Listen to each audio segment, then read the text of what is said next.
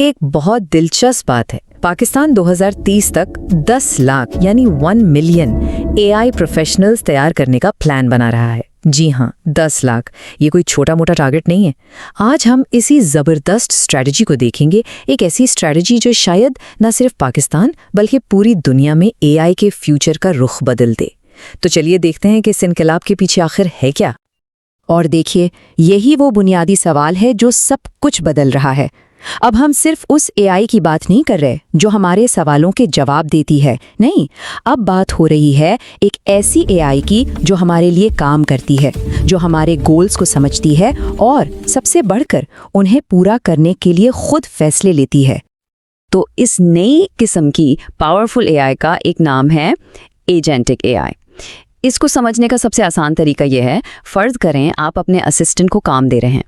आप उसे ये नहीं बताते कि अच्छा पहले ऑनलाइन जाओ, फिर फलां चीज़ सर्च करो, फिर उसे ऑर्डर करो। नहीं, आप सिर्फ कहते हैं भाई ये काम कर दो, बस।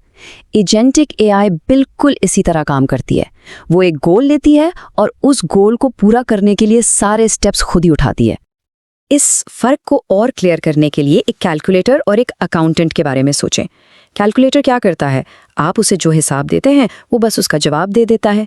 लेकिन एक अकाउंटेंट वो आपके पूरे फाइनेंशियल मैटर्स को समझता है, प्लानिंग करता है, फैसले करता है।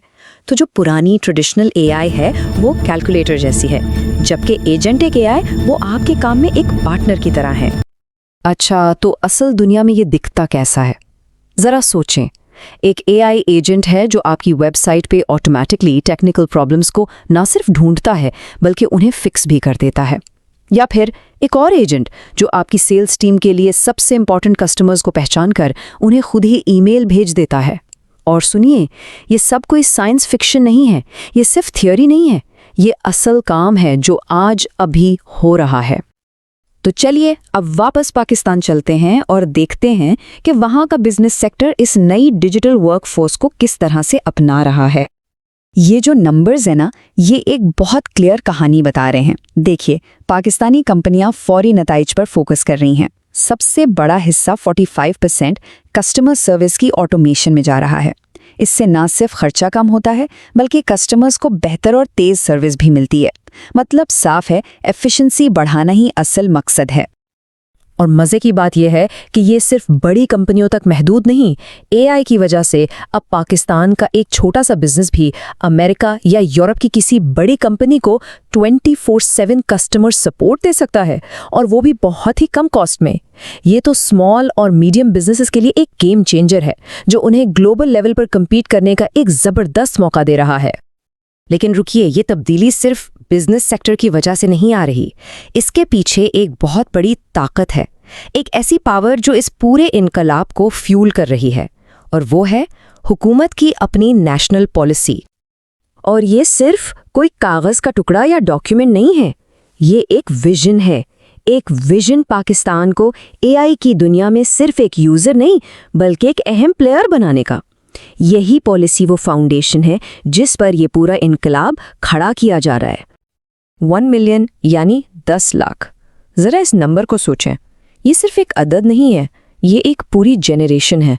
ये वो डॉक्टर्स, इंजीनियर्स, साइंटिस्ट्स और बिजनेसमैन हैं जो एआई को यूज करके पाकिस्तान के फ्यूचर को शेप देंगे। इतने बड़े स्केल पर ह्यूमन रिसोर्सेज में इन्वेस्टमेंट करना, ये वाकई किसी भी मुल्क के लिए एक गेम चेंजर हो सकता है। तो इस बड़े विजन को हकीकत बनाने के लिए एक प्रॉपर प्लान भी है। पहला स्टेप, रिसर्च और नए आइडियाज के लिए फंडिंग। दूसरा, आला मयार के रिसर्च सेंटर्स बनाना जहां बेहतरीन लोग काम कर सकें। और तीसरा, उन आइडियाज और रिसर्च को असल प्रोडक्ट्स में बदलने के लिए सपोर्ट देना। ये तीनों पिलर्स मिलकर एक मुकम्मल इकोसिस्टम बनाते हैं। लेकिन पाकिस्तान की इस स्ट्रैटेजी को जो चीज़ सबसे अलग और दिलचस्प बनाती है वो है उसका अपनी लोकल ज़रूरियात पर फोकस करना।